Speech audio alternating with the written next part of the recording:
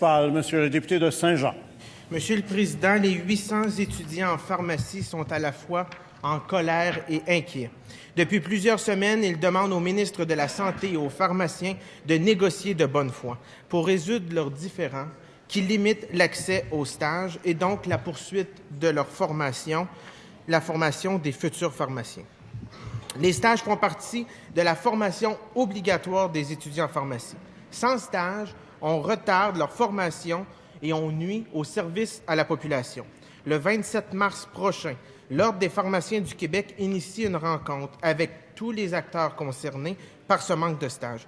Quelles solutions concrètes le ministre de la Santé va-t-il proposer pour que les étudiants en pharmacie puissent enfin avoir leur stage? Monsieur le ministre de la Santé.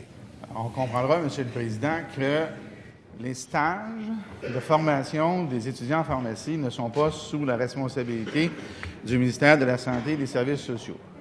Par contre, on comprendra également que dans l'enjeu qui nous a mis en cause le ministère en termes de négociation avec l'Association québécoise des pharmaciens propriétaires ait pu avoir un impact sur le déroulement des stages des étudiants chez les pharmaciens propriétaires.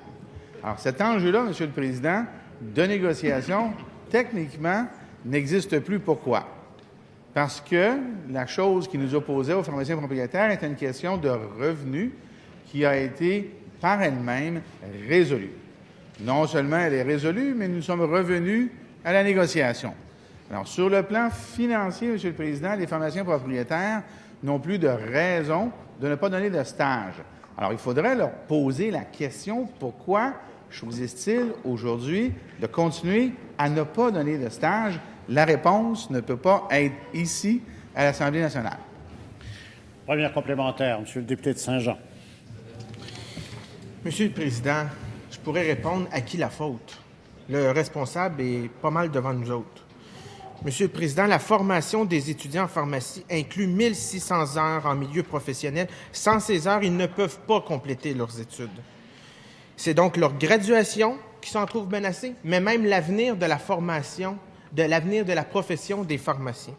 Donc, est-ce que le ministre va mandater son ministère qui sera présent à la rencontre de lundi prochain avec quelque chose sur la table? Monsieur le ministre de la Santé. Monsieur le Président, à la deuxième complémentaire, j'invite le député de Saint-Jean, lorsqu'il se lèvera, de me faire une suggestion, puisque l'objet de sa question ne repose pas sur mes épaules. La réalité, elle est très simple. Pour qu'une personne offre un stage, c'est un choix volontaire. Les pharmaciens propriétaires et leurs employés pharmaciens choisissent de ne pas donner de stage. Je n'ai pas de lien en termes de formation, ni avec les pharmaciens propriétaires, ni avec les pharmaciens qui sont employés. Alors, ça découle, et d'ailleurs, je pense même avoir le droit d'auteur sur la tactique de négociation qui a été utilisée, celle de ne pas donner de stage. Malheureusement, elle est utilisée à mauvais escient. Alors, c'est à eux de prendre la décision de revenir et donner leur cours. Deuxième complémentaire, Monsieur le député de Saint-Jean. Bien, le ministre nous demande une piste de solution. Le ministre nous demande une piste de solution. La première que je pourrais lui donner, c'est d'avoir du respect pour les pharmaciens du Québec. Déjà là, ça aiderait. Par la suite, de s'assurer que son ministère, qui seront présents à la rencontre de lundi, ainsi que le ministère de sa collègue de l'enseignement supérieur, puissent arriver à cette table de discussion, de négociation, avec une volonté de régler cette impasse qui nuit à la profession, mais qui nuit aussi à la population du Québec. Est-ce que le ministre va arriver? Monsieur le ministre de la Santé. Monsieur le Président, j'aime bien l'angle que prend le député de Saint-Jean.